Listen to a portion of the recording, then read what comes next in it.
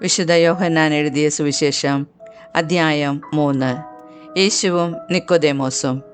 ഫരിസേയരിൽ നിക്കോദേമോസ് എന്നു പേരായ ഒരു യഹൂദ പ്രമാണിയുണ്ടായിരുന്നു. അവൻ രാത്രി യേശുവിൻ്റെ അടുത്ത് വന്ന് പറഞ്ഞു, റബ്ബി, അങ്ങ് ദൈവത്തിൽ നിന്ന് വന്ന ഒരു ഗുരുവാണെന്ന് ഞങ്ങൾ അറിയുന്നു. ദൈവം കൂടെയില്ലെങ്കിൽ ഒരുവനും നീ ചെയ്യുന്ന ഈ അടയാളങ്ങൾ പ്രവർത്തിക്കാൻ കഴിയുകയില്ല. യേശു പറഞ്ഞു, സത്യം സത്യമായി ഞാൻ നിന്നോട് പറയുന്നു, വീണ്ടും ജനിക്കുന്നില്ലെങ്കിൽ ഒരുവന് ദൈവരാജ്യം കാണാൻ കഴിയുകയില്ല. നിക്കോദേമോസ് ചോദിച്ചു, പ്രായമായ മനുഷ്യന് ഇതെങ്ങനെ സാധിക്കും? അമ്മയുടെ ഉദരത്തിൽ വീണ്ടും പ്രവേശിച്ച് അവന് ജനിക്കുവാൻ കഴിയുമോ?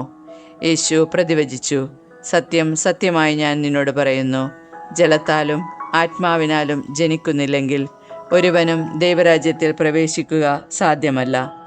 മാംസത്തിൽ നിന്ന് ജനിക്കുന്നത് മാംസമാണ്, ആത്മാവിൽ നിന്ന് ജനിക്കുന്നത് ആത്മാവും. നിങ്ങൾ വീണ്ടും ജനിക്കണം എന്ന് ഞാൻ പറഞ്ഞതുകൊണ്ട് നീ വിസ്മയിക്കേണ്ട.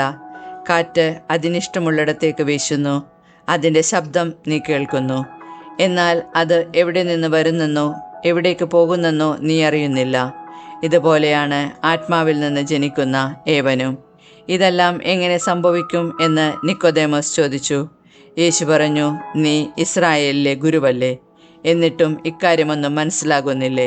സത്യം സത്യമായി ഞാൻ നിന്നോട് പറയുന്നു, നിങ്ങൾ അറിയുന്നവയെപ്പറ്റി സംസാരിക്കുന്നു, കണ്ടവയെപ്പറ്റി സാക്ഷ്യപ്പെടുത്തുന്നു, എന്നിട്ടും ഞങ്ങളുടെ സാക്ഷ്യം നിങ്ങൾ സ്വീകരിക്കുന്നില്ല.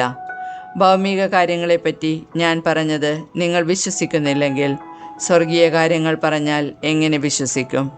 സ്വർഗത്തിൽ നിന്നിറങ്ങി വന്ന മനുഷ്യപുത്രനല്ലാതെ മറ്റാരും ഇതുവരെ സ്വർഗത്തിൽ കയറിയിട്ടില്ല. മോശ മരുഭൂമിയിൽ സർപ്പത്തെ ഉയർത്തിയതുപോലെ തന്നിൽ വിശ്വസിക്കുന്നവന് നിത്യജീവൻ ഉണ്ടാകേണ്ടതിന് മനുഷ്യപുത്രനും ഉയർത്തപ്പെടേണ്ടിയിരിക്കുന്നു. തന്നിൽ വിശ്വസിക്കുന്നവന് നിത്യജീവൻ ഉണ്ടാകേണ്ടതിന് മനുഷ്യപുത്രനും ഉയർത്തപ്പെടേണ്ടിയിരിക്കുന്നു. എന്തെന്നാൽ അവനിൽ വിശ്വസിക്കുന്ന ഏവനും നശിച്ചു പോകാതെ നിത്യജീവൻ പ്രാപിക്കുന്നതിനു വേണ്ടി തൻ്റെ ഏകജാതനെ നൽകാൻ തക്കവിധം ദൈവം ലോകത്തെ അത്രമാത്രം സ്നേഹിച്ചു. ദൈവം തൻ്റെ പുത്രനെ ലോകത്തിലേക്ക് അയച്ചത് ലോകത്തെ ശിക്ഷയ്ക്ക് വിധിക്കാനല്ല, പ്രത്യുത അവൻ വഴി ലോകം രക്ഷ പ്രാപിക്കാനാണ്. അവനിൽ വിശ്വസിക്കുന്ന ഒരുവനും ശിക്ഷയ്ക്ക് വിധിക്കപ്പെടുന്നില്ല. വിശ്വസിക്കാത്തവനോ ദൈവത്തിൻ്റെ ഏകജാതൻ്റെ നാമത്തിൽ വിശ്വസിക്കായിക മൂലം നേരത്തെ തന്നെ ശിക്ഷയ്ക്ക് വിധിക്കപ്പെട്ടിരിക്കുന്നു. ഇതാണ് ശിക്ഷാവിധി. പ്രകാശം ലോകത്തിലേക്ക് വന്നിട്ടും മനുഷ്യർ പ്രകാശത്തേക്കാൾ അധികമായി അന്ധകാരത്തെ സ്നേഹിച്ചു, കാരണം അവരുടെ പ്രവൃത്തികൾ തിന്മ നിറഞ്ഞതായിരുന്നു. തിന്മ പ്രവർത്തിക്കുന്നവൻ പ്രകാശത്തെ വെറുക്കുന്നു, അവൻ്റെ പ്രവൃത്തികൾ വെളിപ്പെടാതിരിക്കുന്നതിന് അവൻ വെളിച്ചത്ത് വരുന്നില്ല. സത്യം പ്രവർത്തിക്കുന്നവൻ വെളിച്ചത്തിലേക്ക് വരുന്നു, അങ്ങനെ അവൻ്റെ പ്രവൃത്തികൾ ദൈവൈക്യത്തിൽ ചെയ്യുന്നവയെന്ന് വെളിപ്പെടുന്നു. സ്നാപകൻ്റെ ദൗത്യം. ഇതിനുശേഷം യേശുവും ശിഷ്യന്മാരും യൂദയാദേശത്തേക്ക് പോയി. അവിടെ അവൻ അവരോടൊത്ത് താമസിച്ച് സ്നാനം നൽകി. സാലിമിനടുത്തുള്ള ഏനോനിൽ വെള്ളം ധാരാളമുണ്ടായിരുന്നതിനാൽ അവിടെ യോഹന്നാനും സ്നാനം നൽകിയിരുന്നു. ആളുകൾ അവൻ്റെ അടുത്ത് വന്ന് സ്നാനം സ്വീകരിച്ചിരുന്നു. യോഹന്നാൻ ഇനിയും കാരാഗൃഹത്തിൽ അടയ്ക്കപ്പെട്ടിരുന്നില്ല. അവൻ്റെ ശിഷ്യന്മാരും ഒരു യഹൂദനും തമ്മിൽ ശുദ്ധീകരണത്തെപ്പറ്റി തർക്കമുണ്ടായി.